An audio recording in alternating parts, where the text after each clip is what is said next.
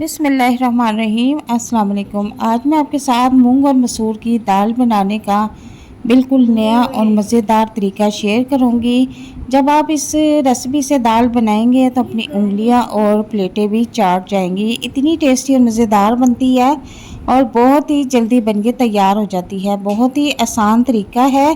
तो रेसिपी को स्टार्ट करते हैं। उससे पहले मेरी गुजारिश है कि अगर मेरे चैनल पर नए हैं तो काइंडली मेरे चैनल को सब्सक्राइब कर दें, बेल आइकन को प्रेस कर दें ताकि मेरी आने वाली मज़े मज़े की वीडियो का नोटिफिकेशन आप तक सबसे पहले पहुंचे। तो स्टार्ट करते हैं। बिस्मिल्लाहिर्रहमानिर्रहीम।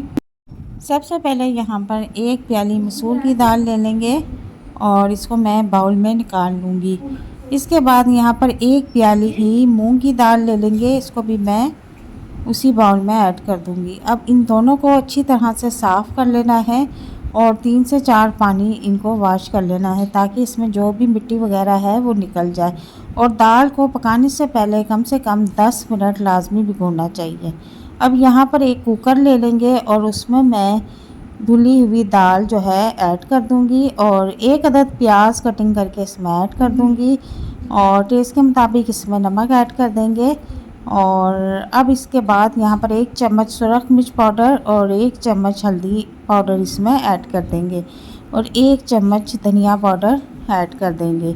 इसके बाद यहाँ पर पानी ऐड कर देंगे। 2 प्याली अगर दाल है तो इसमें हम 3 प्याली पानी ऐड कर देंगे। और अब मैं कुकर को बंद कर दूंगी तकरीबन 5 मिनट के लिए और उससे पहले इसमें एक कांटा भी रख दूंगी। इससे क्या होगा कि आपकी जो दाल है कुकर से बाहर नहीं आएगी।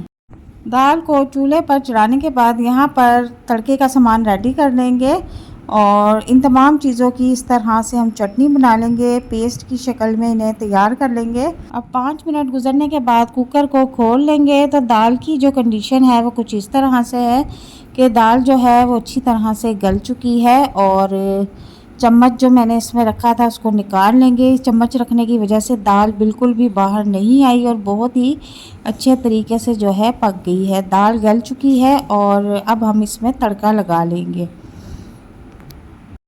अब यहाँ पर हम एक फ्राई पैन ले लेंगे और उसमें आधा कप के करीब जो है ऑयल गरम कर लेंगे और उस ऑयल में ये जो हमने पेस्ट रेडी करके रखा हुआ है इसको ऐड कर देंगे और फ्राई कर लेंगे। चूल्हे का फ्लेम यहाँ पर हमने नॉर्मल रखना है और नॉर्मल फ्लेम पे हमने इसको पकाना है। और कितनी देर तक पकाना है, जब तक से इसमें जो लहसुन अदरक है उसका कच्चापन जो है ख़त्म नहीं हो जाता और प्यारी सी खुशबू जब आना शुरू हो जाएगी तो फिर हम इसको उतार लेंगे। यहाँ पर मैंने 4 से 5 अदद गोल साबुत मिर्च भी ऐड कर दी है और इसके बाद मैंने इसमें 4 से 5 अदद हरी मिर्चें भी ऐड की हैं। इसका भी फ्लेवर जो है बहुत मज़े का लगता है। और इसके बाद यहाँ पर आधी चम्मच ज़ीरा भी ऐड कर दिया है। अब इन तमाम चीज़ों को लो फ्लेम पर पकाएंगे और बहुत ही टेस्टी और मज़े की जो है लहसुन अदरक फ्राई होने की खुशबू आ रही है। इसका मतलब कि हमारा जो तड़का है वो रेडी हो चुका है। और इसके आधी चम्मच सुरख मिर्च पाउडर भी ऐड कर दूंगी। इससे क्या होगा कि हमारी जो दाल का कलर है बहुत ही प्यारा आएगा।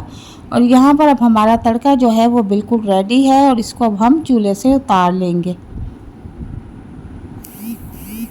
अब इसी दौरान जो है मैंने कढ़ाई में दाल निकाल ली है। आप चाहो तो तड़का जो है कुकर में भी लगा सकते हैं, लेकिन मैंने आपकी सहूलत के लिए इसे कढ़ाई में निकाला है ताकि आपको बिल्कुल अच्छे तरीके से वीडियो नज़र आए और समझ आए। अब हम इसमें जो है तड़का लगा देंगे और इसके बाद इसको अच्छी तरह से मिक्स कर लेंगे। बहुत ही टेस्टी और मज़ेदार हमारी जो दाल है वो बनकर तैयार हुई है।